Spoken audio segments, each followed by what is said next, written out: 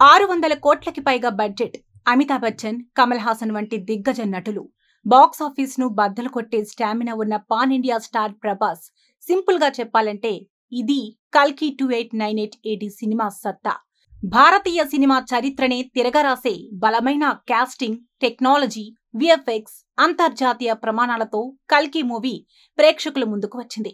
మైథాలజీని science fiction తో ముడిపెడుతూ ప్రేక్షకులకి సరికొత్త అనుభూతిని పంచేందుకు డైరెక్టర్ నాగ్ అశ్విన్ చేసిన భారీ ప్రయత్నమే కల్కి.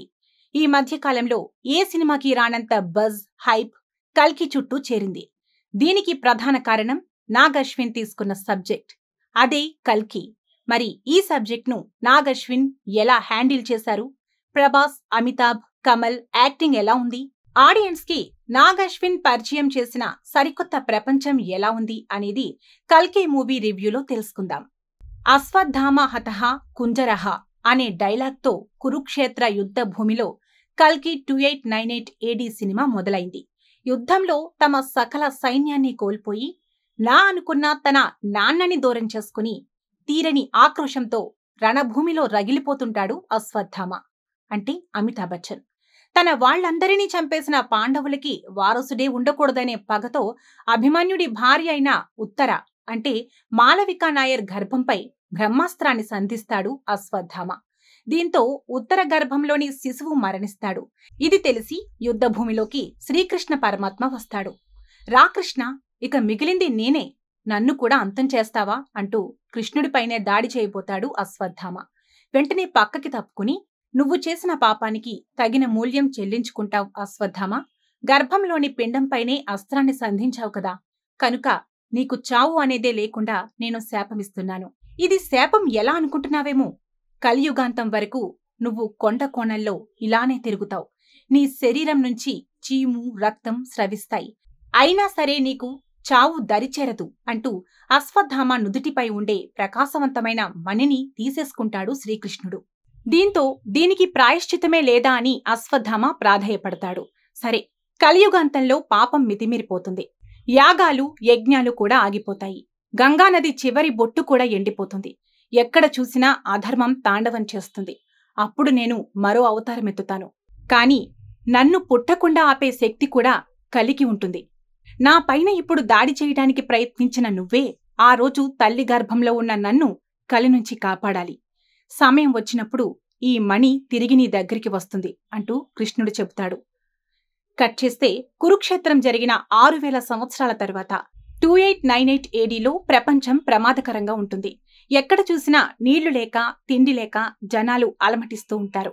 ఒక్కో నగరాన్ని ఆక్రమించుకుంటూ భూమి నుంచి వనరులన్నీ లాగేసుకుని కాంప్లెక్స్ నగరం అనే ఓ సరికొత్త సామ్రాజ్యాన్ని సృష్టిస్తాడు సుప్రీం యాస్కిన్, అంటే కమల్ హాసన్.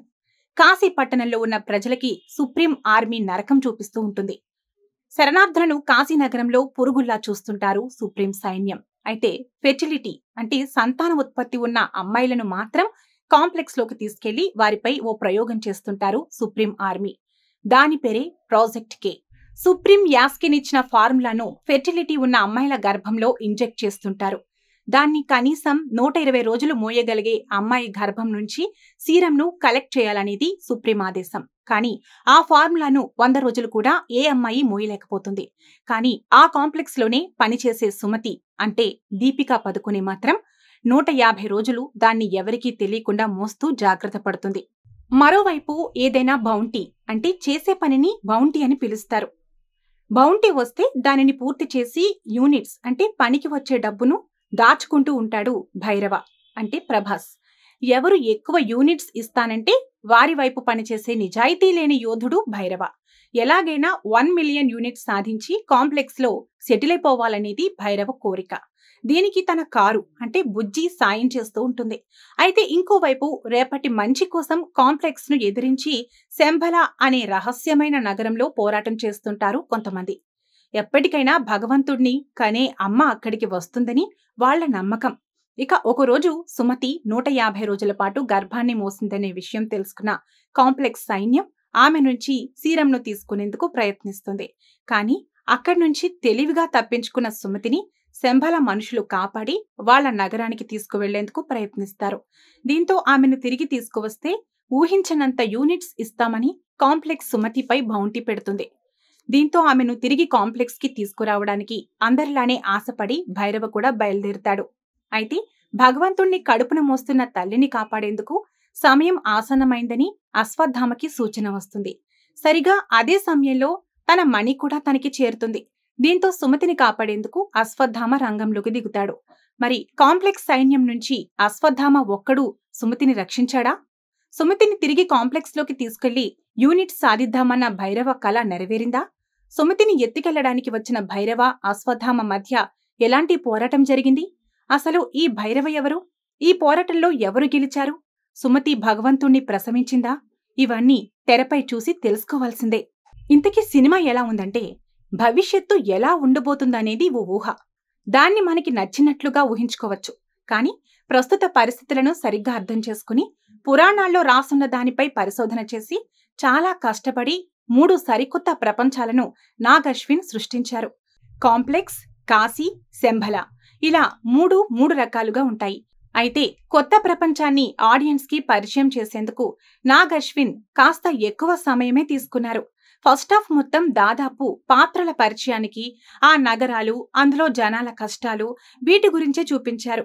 అక్కడక్కడ కాస్త సరదా సంభాషణలతో ఫస్ట్ హాఫ్ అలా సాగిపోతుంది.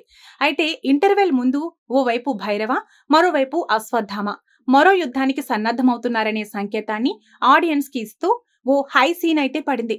దీంతో ఆడియన్స్ ను సెకండ్ హాఫ్ లో భారీ యాక్షన్ చూసేందుకు నాగ్ అశ్విన్ ముందే రెడీ చేశారు.